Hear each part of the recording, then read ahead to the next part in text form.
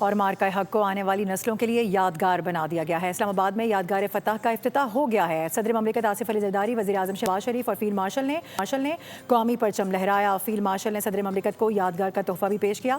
صدر مملکت آصف علی زرداری نے یادگار فتح کو شہداء اور غازیوں کی لازوال داستان سے منسوب کر دیا ہے، جبکہ وزیر اعظم نے کہا کہ بھارت سمیت کوئی بھی ہماری امن کی خواہش کو کمزوری نہ سمجھے۔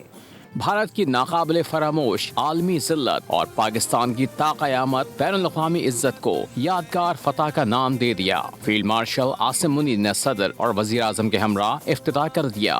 اپنی نوعیت کی جداگانہ تقریب کا آغاز تلاوت قرآن پاک سے ہوا، جس کے بعد یادگار فتح کی تعمیر سے متعلق کہانی کی ویڈیو نشر کی گئی۔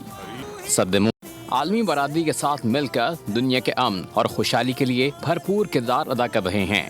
ہم جنگ نہیں، امن چاہتے ہیں، لیکن امن کی خواہش کو کمزوری نہ سمجھا جائے۔ بھارت براہ راست پر نہ آیا تو اسے براہ راست جواب دیا جائے گا۔ ہم افغانستان میں بھی امن اور استحکام چاہتے ہیں، لیکن افغان سرزمین کا پاکستان کے خلاف دہشت گردی کے لیے استعمال ناقابل برداشت ہے۔ وزیر اعظم شہباز شریف نے کہا، متحد ہوں تو کوئی طاقت شکست نہیں دے سکتی۔ ہم سب پاکستان کے وارث ہیں۔ افغانستان کو مشورہ دیا اپنی سرزمین کو دہشت گردی سے روکیں۔ پاک بھارت جنگ بندی پر ٹرمپ کا شکریہ ادا کرنے کے ساتھ واضح کیا کہ پاکستان فلسطینی عوام کے حقوق کے لیے اپنی حمایت جاری رکھے گا۔ تقریب میں آتش بازی کا شاندار مظاہرہ بھی کیا گیا۔ 12 بجتے ہی یادگار فتح کے مقام پر 220 فٹ بلند پاکستانی جھنڈے کی پرچم کشائی کی گئی۔